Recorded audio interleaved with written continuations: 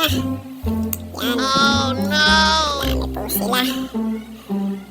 Nag-breed po ako nung nakaraan. So yan po, napakarami. Marami-rami po yan. Marami pang hindi nakahiwalay at wala nang mapaglagyan. At ito po ang ating gagamitin tubig. Yan po ay stock water na may babad ng talisay leaves. Yan po yung mga 1 linggo na rin mahigit. Yan, simulan na natin. Yan, kumuha lang ako isang tabo. Binawasan natin ang tubig at dyan natin ililipat yung isda. Yan, so kunin na natin. Yan, kinuha na.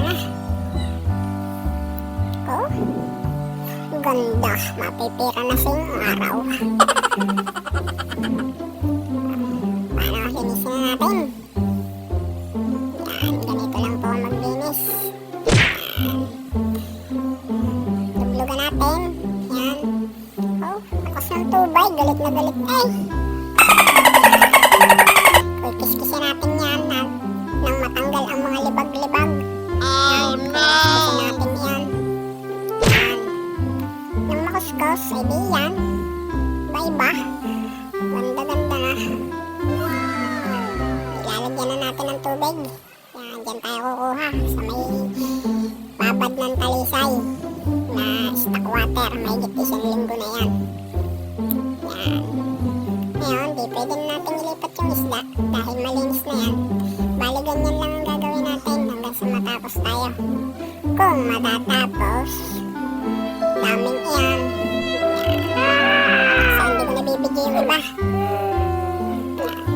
Ganun lang gagawin natin. Yan, at makailipas ang ilang minuto, hindi yan ah. May ilan na tayo nalinis. Kita naman ang nalinis at hindi. Yan. At yan, natapos na natin. Patapos na pala. Yan. Yung, may natira na lang isa. Ay di, kukunin na natin. Yan. Bali, ito na lang muna lilinisin natin. Hindi muna natin lilinisin yung taas at saka yung baba. Gawa ng galig na si Tutoy. Oh no! Oh, ay pa magpahuli. Tagal. Yun, nahuli na. Oh, ganda. Pira na ito. Kasi hindi pa natin i-out yan at maliliit pa. Yung sa mga banda-banda riyan, pagka may gustong bumili, di PM nyo na lang ha. Yan, lilas na yan, lilinisin natin at yan, nalinis na natin yung nasa gitna. Yan, kita nyo naman. Huh? Iba-iba. Yan. Yan.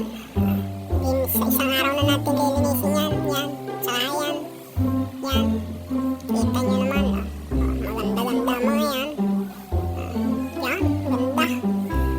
So, paano? Thank you. Hanggang sa muli.